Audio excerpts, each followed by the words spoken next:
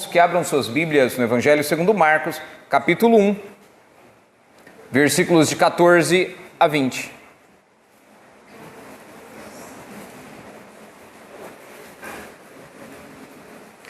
Evangelho segundo Marcos, capítulo 1, versículos de 14 a 20.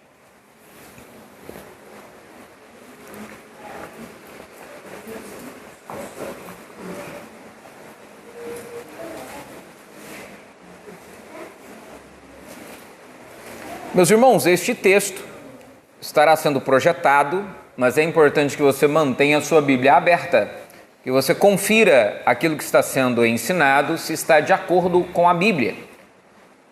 Essa prática de ler o texto e conferir o que está sendo ensinado também é um grande auxílio para que você preste mais atenção, para que você compreenda ainda mais, para que essas verdades fiquem ainda mais gravadas em sua memória.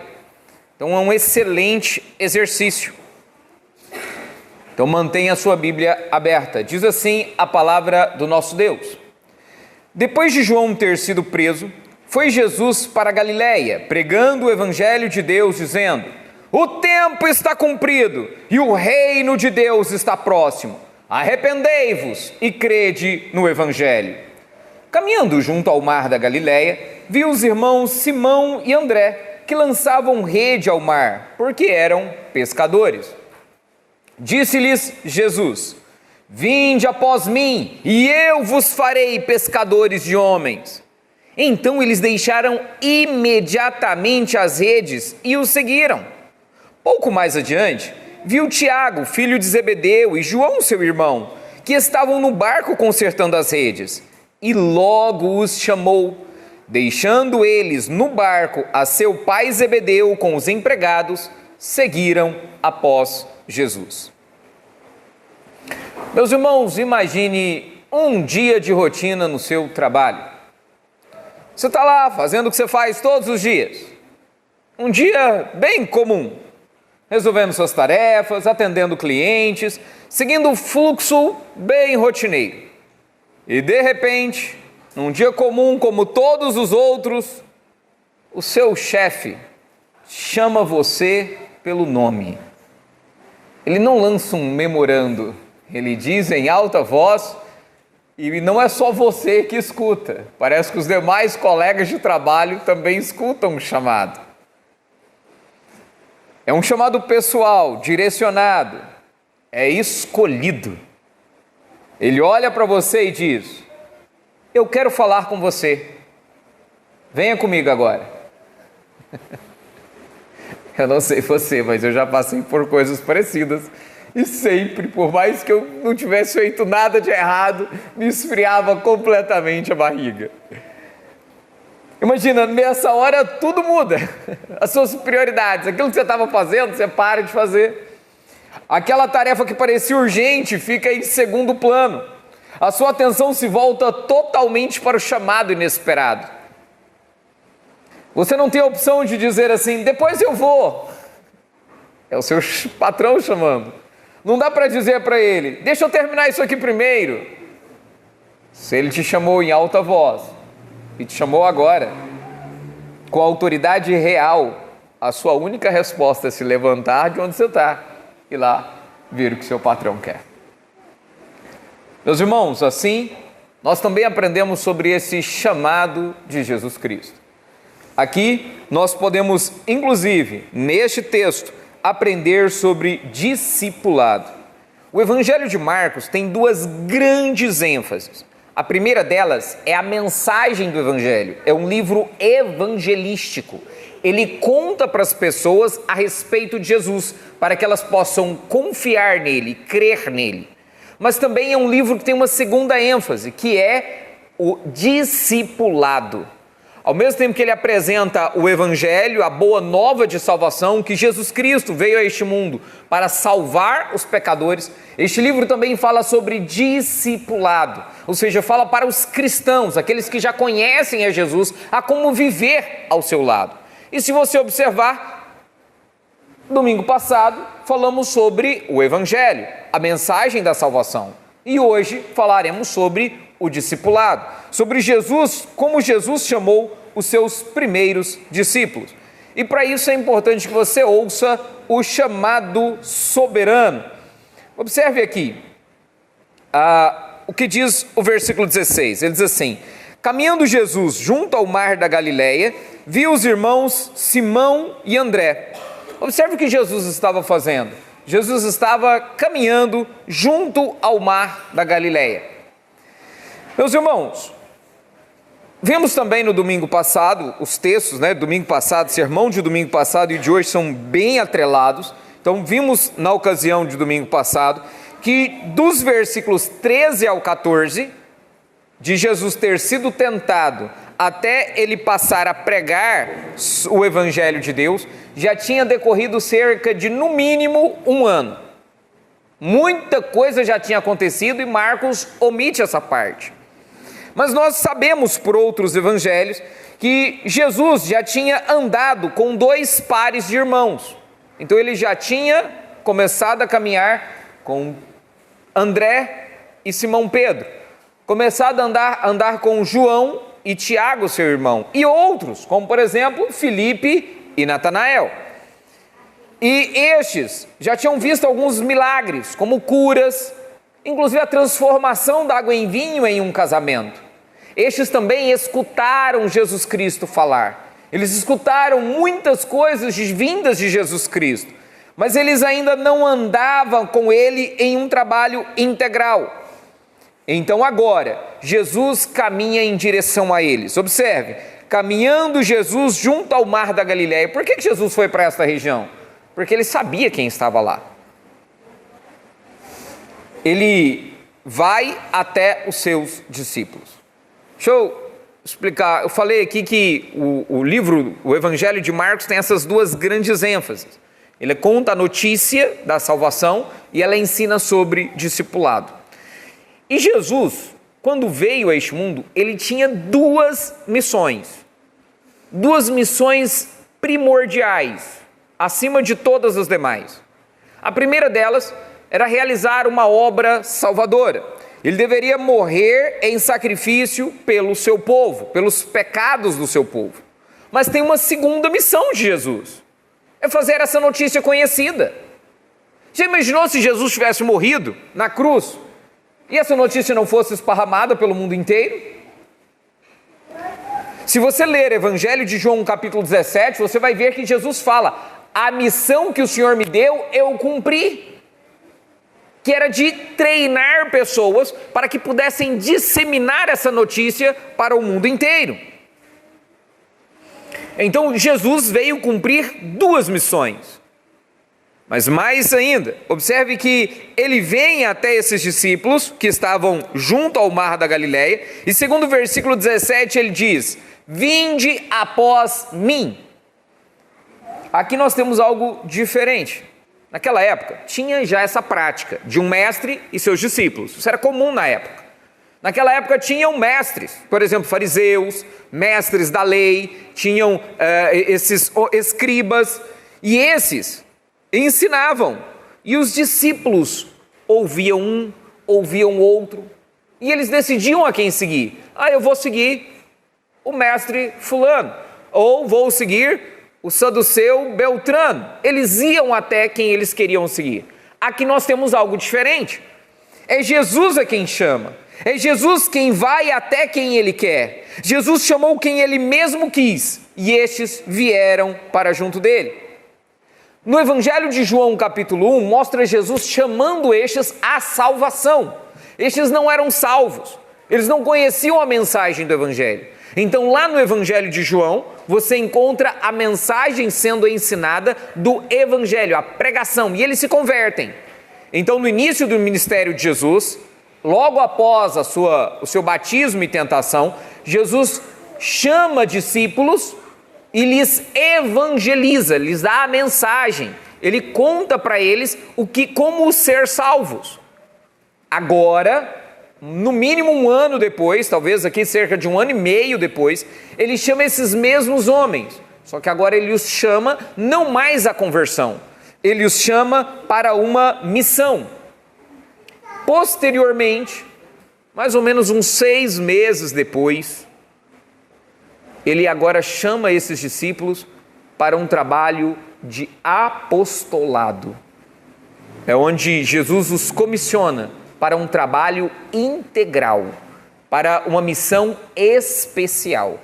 Aqui, eles deveriam abandonar as coisas que faziam para estar junto com Jesus, mas o ministério itinerante, estariam mais junto de Jesus naquilo que ele estava fazendo. E observe o que diz o texto.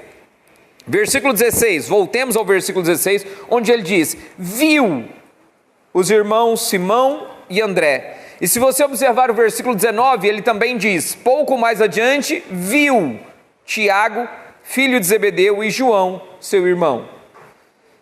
Jesus os viu.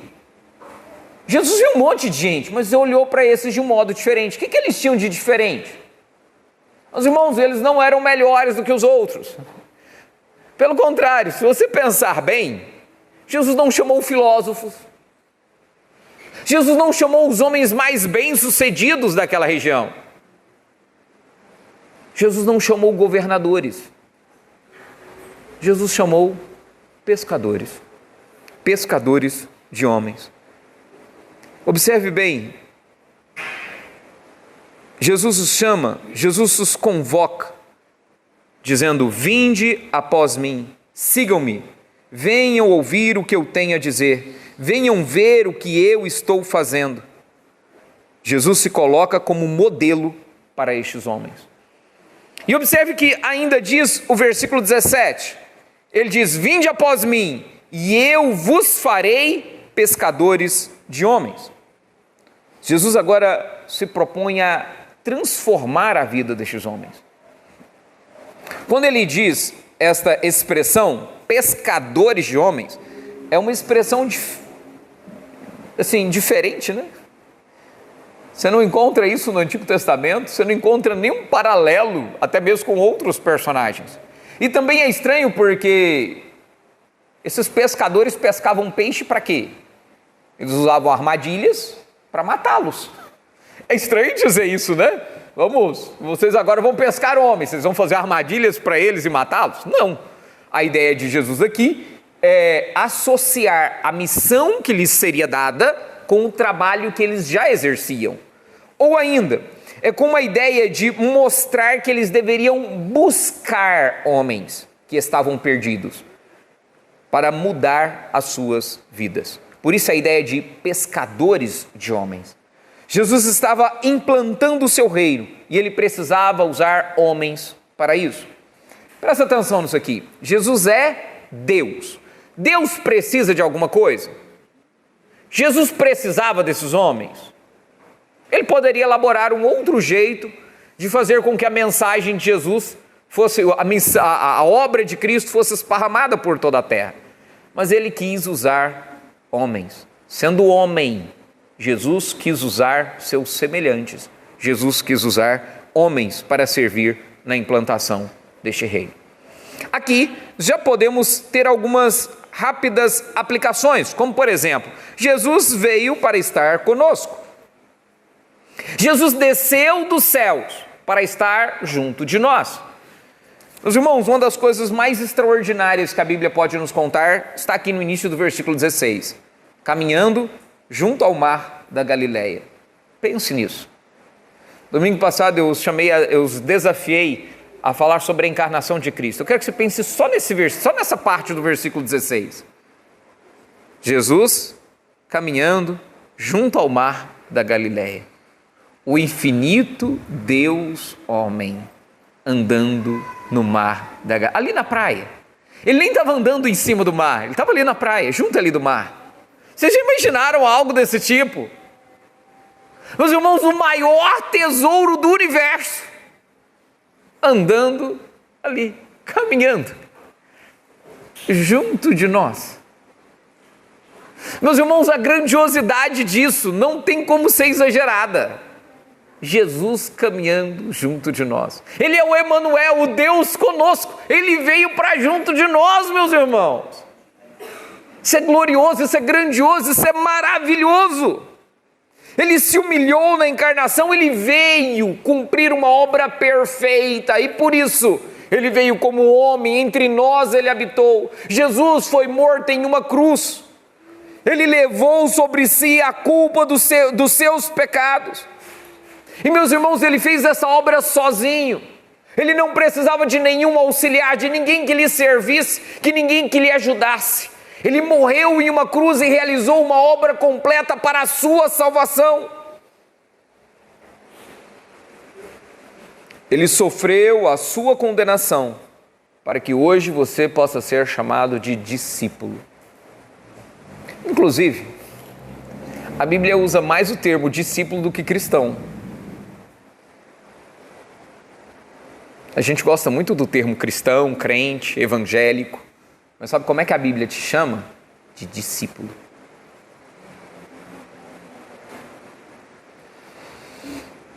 Jesus veio como homem para tornar você um discípulo,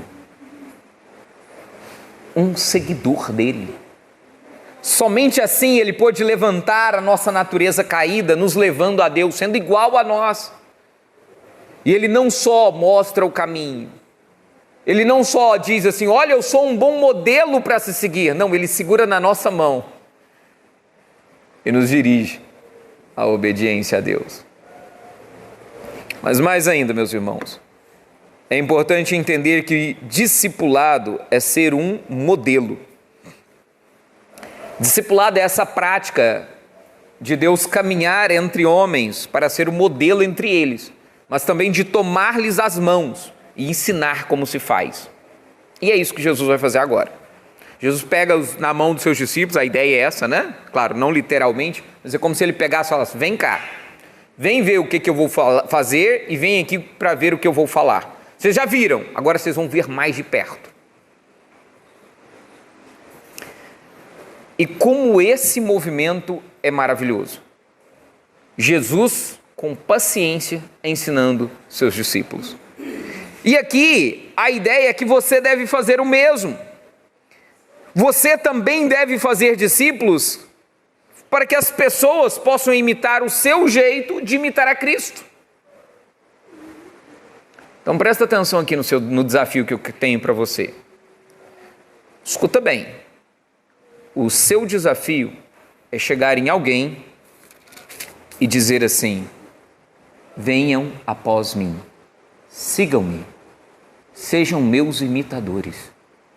Tem coragem de dizer isso? Parece orgulhoso, né? Olha o jeito que eu sou bom e agora você vai me imitar, não parece orgulhoso? Mas você pode inclusive dizer para a pessoa, eu também vou errar. E quando eu errar eu vou me arrepender. E eu quero que você aprenda isso também. Sejam meus imitadores, como eu sou de Cristo. Isso é fazer discípulos. É ser um modelo, é ser um padrão. Nós não gostamos dessa ideia. Porque chama muita responsabilidade para a gente. A gente prefere, não. Olha, entenda, você não consegue transformar corações como Jesus consegue, mas você pode imitar o que Jesus fez, quando com paciência treinou discípulos. A estratégia é justamente essa, e essa estratégia é maravilhosa. Discipular pessoas para que essas possam discipular outras pessoas. Ensinar pessoas sobre Jesus para que esses possam ensinar a outros sobre Jesus. E esse chamado, meus irmãos, é para hoje. Observe justamente o que diz o texto, que Jesus chega diante deles. O versículo 19, inclusive, mostra que Jesus um pouco mais adiante viu outros dois discípulos, e versículo 20, e logo os chamou. O chamado é para agora. Não aguarde para ser um imitador de Cristo. Jesus ordena que você deva fazer discípulos em todas as nações. E você tem que começar isso é hoje ainda, é já. Adiar a obediência é desobedecer devagar. Adiar a mudança é viver com desculpas. Adiar o discipulado é deixar de viver o evangelho. Você precisa começar já. Pastor, mas como é que eu vou discipular alguém? Deixa eu explicar aqui de novo, presta atenção. Muitas vezes nós temos a ideia de discipulado, e dentro da nossa igreja, igreja presbiteriana, usa o termo discipulado para novos convertidos. Confere, não é assim que a gente fala? Fazer um discipulado, que ele acabou de chegar na igreja, né? Tudo bem, não tem problema usar esse termo. Mas eu gostaria de usar esse termo discipulado para com quem já é cristão. Lembre, já tem 1 ano e meio que esses discípulos já se converteram. E agora Jesus os chama para um discipulado. Então não é para novos convertidos, é para quem já é filho de Deus, para quem já é discípulo. Então o que eu estou chamando a você é que você possa fazer o que Jesus fez. Por que Jesus foi andar no mar da Galileia? Ele foi lá para pescar? Ele foi lá para fazer um Cooper, né? Foi fazer um exercício físico? Por que Jesus foi andar ali no mar da Galileia? Ele foi porque ele foi alcançar aqueles homens que ele tinha interesse. Ele tinha objetivo. Ele foi intencional. Assim, eu quero te perguntar, com quem você pode ser intencional, com intenção de transformar essa pessoa em um discípulo? Sério, eu quero que você pense sobre isso. Quem você teria coragem de dizer, vem seguir meu exemplo, você vai fazer igual eu faço, você vai imitar a Jesus igual eu imito? Você teria coragem de dizer isso para alguém? A minha pergunta é, para quem? E é isso que você tem que fazer. Não é uma pergunta retórica, é uma pergunta para você encontrar uma resposta e você precisa pensar sobre isso, urgentemente. Quem são esses de quem você pode se aproximar intencionalmente? Quem são as pessoas mais próximas de você? É sério, pensa na pessoa mais próxima de você. Eis aí seu discípulo. Esse é o discípulo que Deus quer que você cuide dele. Parece alguém da sua família? É isso mesmo. Parece seu melhor amigo? É isso mesmo. Mais ainda, aquelas pessoas na igreja que você tem maior afinidade. Não tenta discipular alguém difícil, alguém que está pertinho de você mesmo. Sabe, deixa eu tentar usar isso aqui com um exemplo mais claro. Sabe a pessoa que sempre senta do seu lado ou perto de você na igreja? Essa pessoa é seu discípulo. É isso que você tem que discipular. É isso que você tem que caminhar junto para falar sobre Jesus. Pessoas que terminou o culto. Você conversa com algumas pessoas, não conversa? Geralmente você conversa sempre com a mesma pessoa. Sabe como é que você é chamado? De panelinha. E agora deixa eu te contar uma coisa. A panelinha não é uma coisa ruim. Ela é uma bênção. Essa afinidade que você tem com alguém são características que Deus deu a você e a outra pessoa para que vocês estejam juntos. O problema é se a panelinha estiver fechada e ela não deixar outras pessoas entrarem. Aí é um problema. Mas nós vamos falar sobre a panelinha fechada em outra ocasião. Por enquanto eu quero valorizar a panelinha que você tem. Sabe o seu grupinho? Sabe as pessoas que você troca mensagem de WhatsApp durante a semana?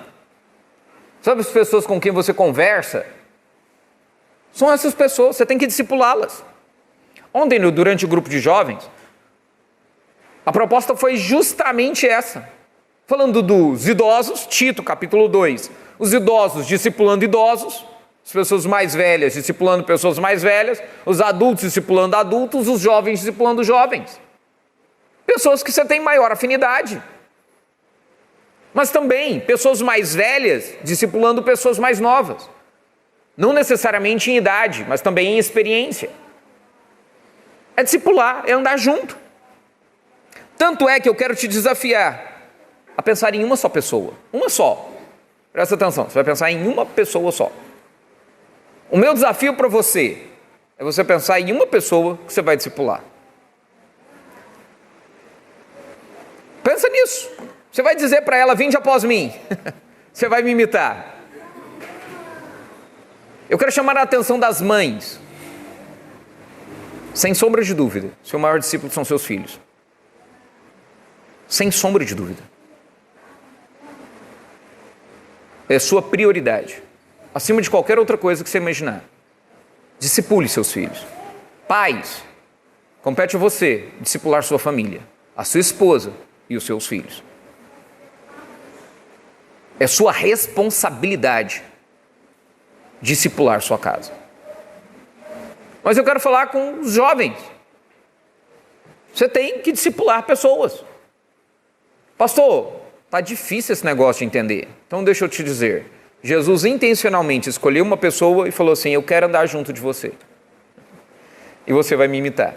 É isso que Jesus fez, e é isso que eu quero que você faça. Tá, você não precisa tomar essa decisão hoje, mas eu quero que você comece a pensar sobre isso.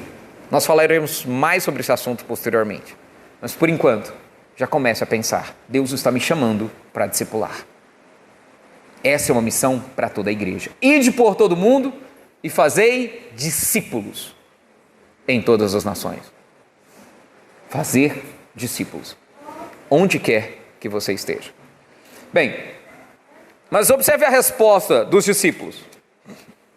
Observe a resposta imediata deles. Primeiro, é importante observarmos o seu trabalho. O texto nos dá algumas pistas e os demais evangelhos, Mateus, Lucas e João, nos contam sobre a vida desses 4 homens. Simão Pedro e André eram irmãos que trabalhavam juntos com Tiago e João, filhos de Zebedeu. Zebedeu poderia ser tanto patrão de André e Simão Pedro, como talvez sócios deles. Como o texto mostra Zebedeu com trabalhadores, com empregados, parece que ele era o patrão de 4 jovens, 2 filhos e 2 outros trabalhadores. Entende? Então os 4 trabalhariam numa empresa de pesca governada, dirigida por Zebedeu. Então Zebedeu está lá trabalhando. Zebedeu tem 2 filhos que estão trabalhando com ele, mais empregados, e tem mais 2 empregados que trabalham juntos, como uma sociedade, né? Que são Simão, Pedro e André. Então estão esses 4 lá junto com ele. Então, o trabalho de pesca não era necessariamente homem sem instrução. Hoje, quem que é o pescador hoje? Um homem que vive da pesca. Lá em Goiás, não era incomum. Em cidades pequenas nós encontrarmos homens que são pescadores, que vivem da pesca, tem até carteirinha da pesca, entende? E geralmente esses homens não têm muita instrução, são homens que só vivem pescando. Então o que acontece? Não é essa a situação aqui. Como a pesca naquela região era algo lucrativo, por quê? Porque era alimentação básica, o povo comia muito peixe, então as pessoas que viviam da pesca tinham um bom poder aquisitivo. Gozavam até de alguns prestígios diante das pessoas. E aqui nós podemos ver até o que eles faziam. Olha, versículo 16 diz que Simão e André lançavam rede ao mar. Essa expressão, lançavam rede ao mar, aí dá a ideia de uma rede pequena. Uma rede que tem nas pontas algumas peças mais pesadas, que ao serem lançadas abertas, elas se fechavam no mar e poderiam trazer alguns peixes. Essas redes podiam ser lançadas tanto da margem do mar, quanto às vezes dentro de um barco. Observe que o texto diz logo em seguida que Tiago, versículo 19, que Tiago e João estavam no barco consertando as redes. Essas redes eram maiores, só lançadas de barco. Às vezes elas eram lançadas até em conjunto, em 2 barcos juntos, fazendo uma varredura no mar. E os peixes iam ali se ajuntando, né? Não sei se os irmãos sabem, mas os peixes têm uma péssima habilidade para nadar de ré. Ou seja, eles só nadam para frente. Então uma rede catando esses peixes, eles não conseguiam fugir. Eles se emaranhavam com facilidade. Até hoje a prática é essa. E eles iam, né, passando e cercando os peixes para lhes pegar. E observe, segundo o Evangelho de Lucas, eles tinham passado a noite toda sem pegar nenhum peixe sequer. Então estava lá Zebedeu com seus filhos, Tiago e João, lavando as redes, consertando as redes. Imagine o tanto que deveria ser frustrante fazer isso. Eles pescavam à noite, porque o sol é muito quente naquela região. Por ser muito quente, o melhor horário de pesca é à noite. Né? Ficava ao relento a noite toda. E de manhãzinha, em que o sol está mais fraco, eles aproveitavam para lavar e consertar as redes. Observe que é nesse momento em que eles estavam trabalhando que Jesus chega. É nesse momento em que eles estavam ali frustrados por uma noite não muito produtiva, em que Jesus os chama para trabalhar. Não eram os melhores profissionais do ramo, não eram os melhores pescadores, mas Jesus os chamou trabalhadores braçais, pessoas que precisavam, que ganhavam a vida com suor. Jesus os chamou para trabalhar. Mais ainda, o texto nos diz a respeito da sua família. Simão, Pedro e André eram irmãos e trabalhavam com a outra família, que era Zebedeu e seus 2 filhos, Tiago e João. Quando lemos no Evangelho de João capítulo 1, vemos a proximidade dessa família, vemos que eles estavam mais juntos. Por exemplo, André e João seguiam João Batista, e João Batista mandou os 2 seguirem Jesus. Quando eles começam a seguir Jesus, André chama Simão Pedro, e João chama Tiago. Então eles vão chamar seus irmãos para estarem com Jesus. É um ambiente bem familiar. A ideia é justamente essa. Jesus chama famílias. Jesus chama famílias. É para as famílias estarem juntas de Jesus. Tem mais ainda. Observe a resposta destes homens. É uma resposta imediata. Versículo 18. Então eles deixaram imediatamente as redes e o seguiram. Versículo 18. Deixando eles no barco a seu pai Zebedeu com os empregados, seguiram após Jesus. Foi imediatamente a resposta deles.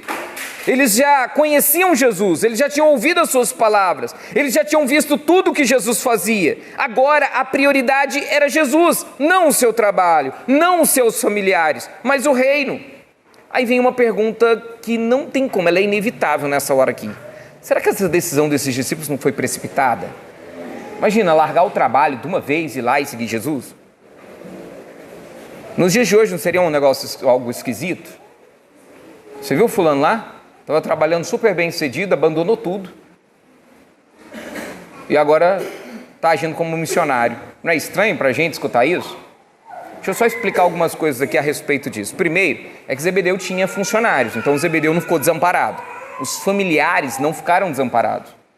Todos estes discípulos já tinham condições de se manter. Tanto é que aqui Pedro já era casado. E sendo casado, ele precisava sustentar a esposa. Nós também aprendemos em outras passagens que os discípulos tinham uma arrecadação. Eles viviam de doações. Então essas doações chegavam, inclusive quem que administrava a bolsa deles? A tesouraria. Era Judas Iscariotes. Então ele cuidava desse valor e os discípulos viviam a partir dessas doações. Então Pedro não desamparou sua esposa. Então nós percebemos aqui as famílias sendo amparadas. Elas não foram desamparadas, mas mais ainda.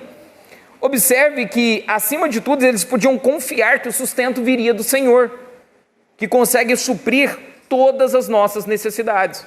Eles confiaram nisso. E olha as aplicações disso para as nossas vidas.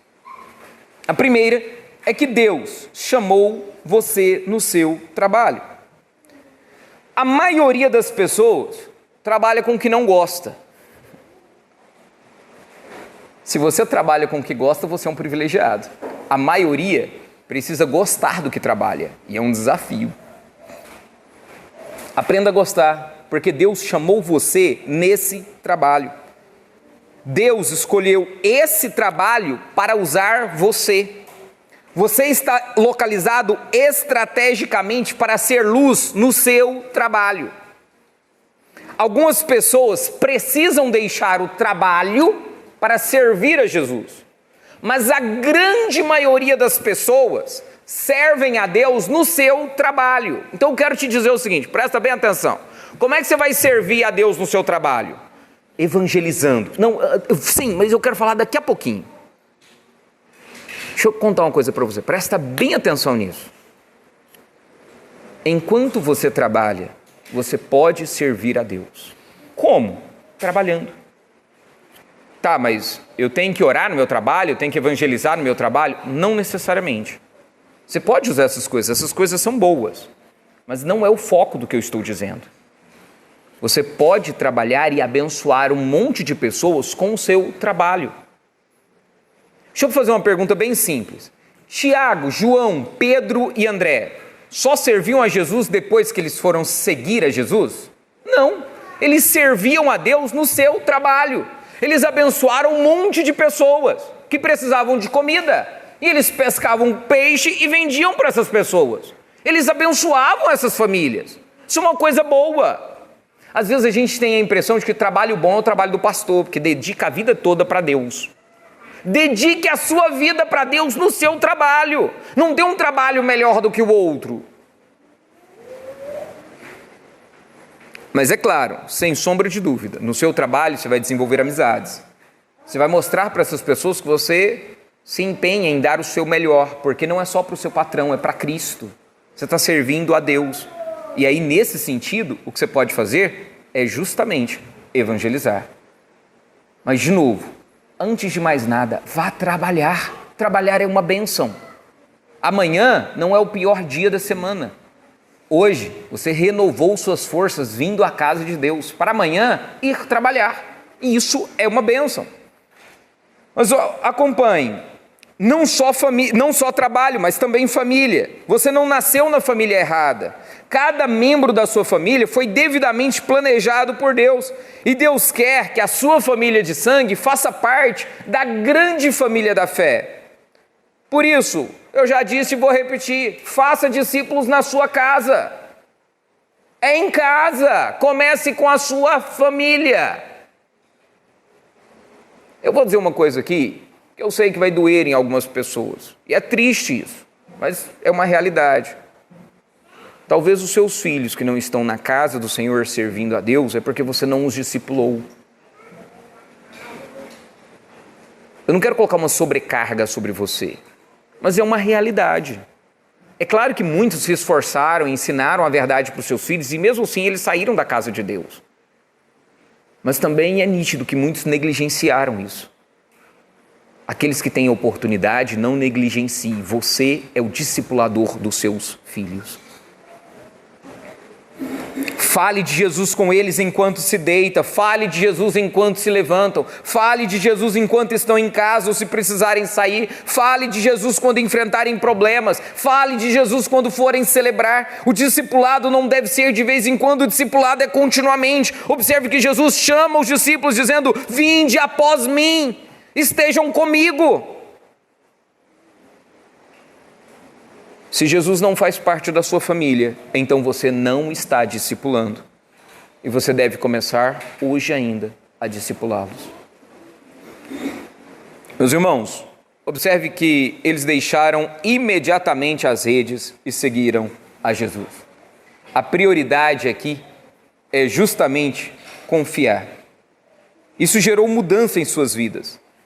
Esses discípulos ainda fizeram muita coisa errada. Nós vamos acompanhar no Evangelho de Marcos muitos pecados realizados. Esses discípulos são até desastrados em algumas vezes. É absurdo. Eles tomam escolhas muito erradas. Parece que eles nem estão seguindo Jesus. A gente até pergunta, por que Jesus escolheu esses? Podia ter escolhido gente melhor. Mas Jesus tem toda a paciência para ensinar quem ele era e o que ele veio fazer. E eles acabaram aprendendo a confiar em Jesus. Meus irmãos, eles seguiram a Jesus não para serem amados. Eles seguiram a Jesus porque eles eram amados por Deus. Jesus te chama para trabalhar, não é para que você faça algo e Deus olhe para você e goste de você. Ele te chama para trabalhar porque Ele te ama.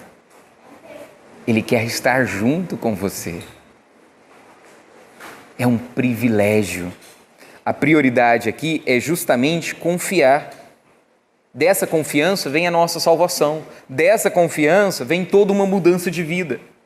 Não importa se vai faltar alimento, se a família ia abandoná-los ou se eles iam sofrer. Com a confiança em Cristo, eles deveriam obedecer e eles viveriam intensamente para Deus.